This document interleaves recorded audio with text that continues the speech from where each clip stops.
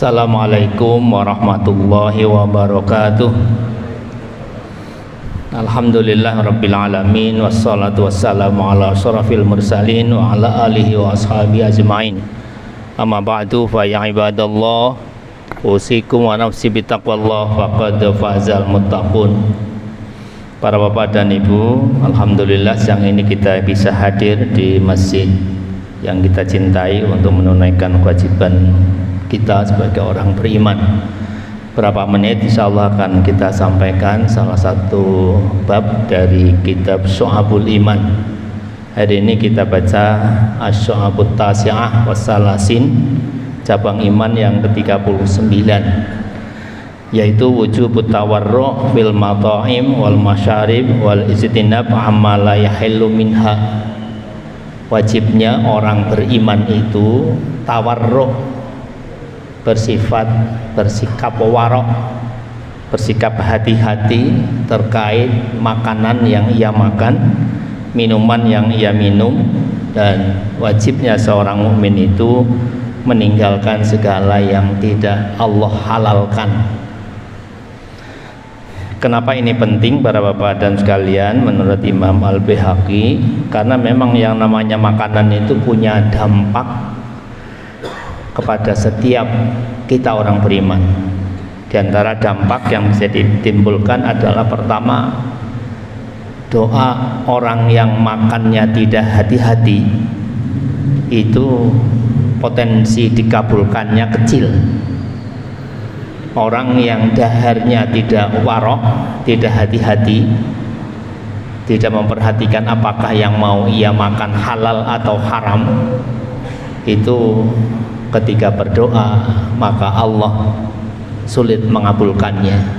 Ada hadis panjang yang cerita tentang betapa seorang hamba yang dalam perjalanannya dia dalam keadaan kumuh, kemudian dia sholat, ia penuhi, dan kemudian ia ketika selesai sholat berdoa kepada Allah Subhanahu wa ta'ala dengan penuh harap, doanya khusyuk.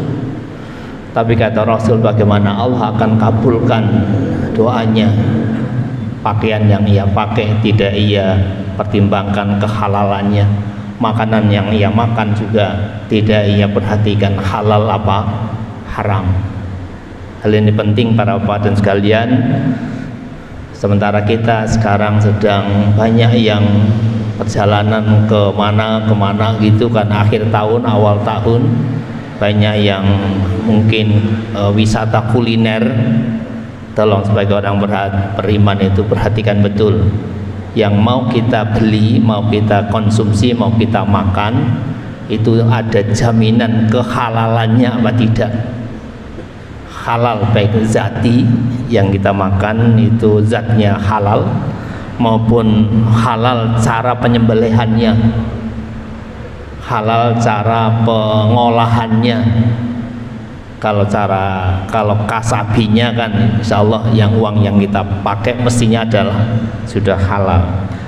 Resiko kedua, orang yang makan daharan yang tidak diperhatikan kehalalannya itu hatinya menjadi keras. Qasat qulubuhum. Di awal surat Al-Baqarah saya kira ibu dan bapak sudah sering mentadarusi ayat-ayat tentang bagaimana orang-orang munafik yang hatinya ada penyakit faqasat qulubuhum, yang akhirnya mengeras.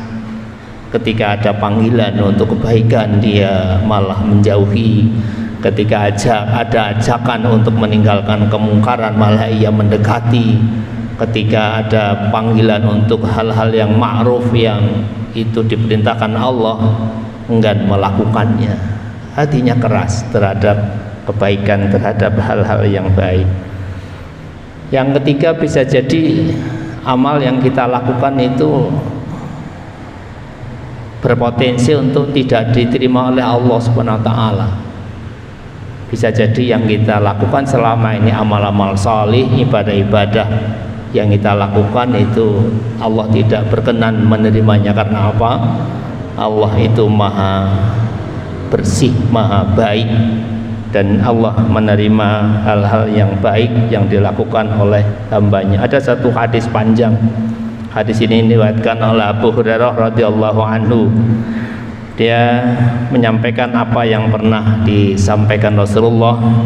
Kata beliau, Rasulullah bersabda, innallaha thayyibun la yaqbalu illa thayyiban. Allah itu maha bersih, maha suci, maha baik, dan Allah tidak menerima apapun dari hambanya yang juga baik. Allah melarang suatu makanan, sesuatu yang haram, itu pastilah bukan karena Allah eman yang haram itu dimakan hambanya, tapi karena Allah tahu persis di situ ada yang tidak baik, di situ ada ritsun, ada sesuatu yang membahayakan jasmani kita maupun mungkin juga membahayakan ruhani kita, sehingga Allah melarangnya. Kemudian Rasulullah bersabda juga, wa annallaha amaral mu'minin bima amara bihil mursalin. Allah juga memerintahkan orang-orang beriman seperti pernah disampaikan pada para rasul sebelumnya. Faqala, maka Rasulullah mengutip firman Allah, ya ayyuhar rusul kulu minat thayyibati wa'malu sholihah inni bima ta'maluna alim. Yang intinya sama tadi, bahwa para rasul juga diperintahkan oleh Allah untuk makan makanan yang thayyib, yang halal dan baik isinya, baik bagi tubuh kita.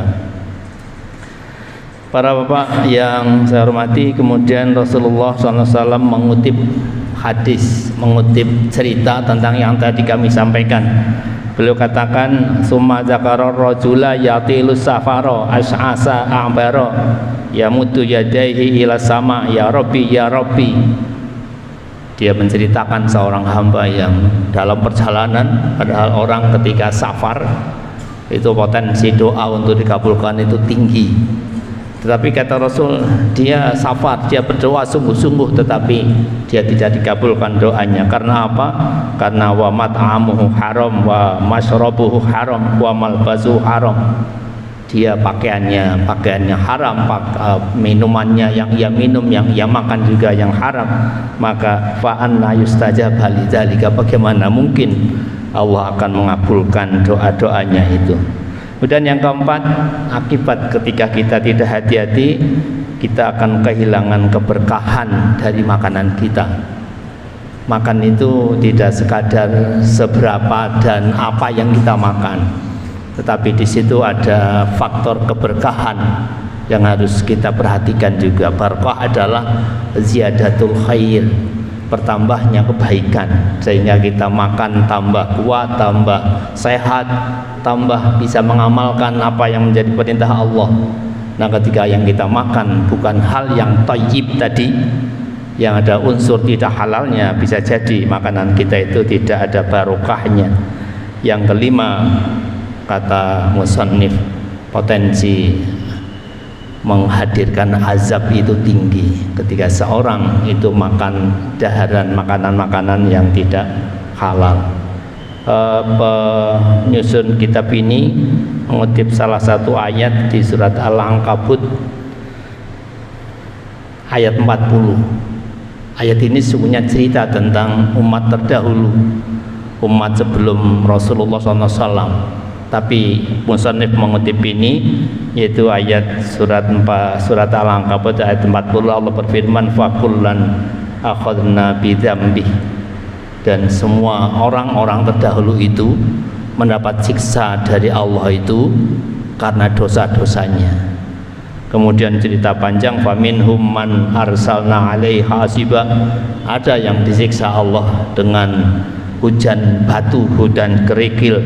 Wa minhum man akhadatu sayhah. Ada orang-orang dahulu itu, Bani Israil itu disiksa oleh Allah dengan petir, dengan guntur, dengan halilintar.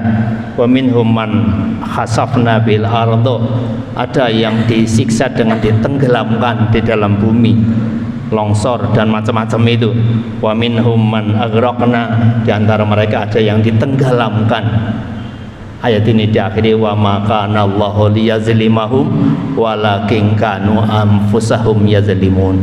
Bukan Allah yang menyiksa mereka, menzalimi mereka, tetapi mereka lah sesungguhnya yang menzalimi diri sendiri. Nah, dari ayat itu nampaknya Allah ingin memahamkan kita bahwa ketika suatu komunitas, suatu umat, suatu generasi tidak lagi memperhatikan kehalalan yang dia makan, maka bisa jadi azab Allah akan datang menimpa kita, baik azab yang secara visual lahiriah terlihat, banjir, guntur, tanah longsor, macam-macam, maupun juga azab-azab yang mungkin tidak bersifat lahiriah, misalnya azab saling bertengkar, saling memusuhi, saling dengki, saling menjegal. Bisa jadi itu akan terjadi karena tidak memperhatikan kehalalan yang kita makan. Semoga kita semuanya termasuk orang-orang yang tawarruk, hati-hati terhadap apa yang kita makan, karena memang yang kita makan berpengaruh sangat besar pada diri kita. Amin ya rabbal alamin. Subhanakallah wa bihamdika asyhadu an la ilaha illa anta astaghfiruka wa atubu ilaik. Assalamualaikum warahmatullahi wabarakatuh.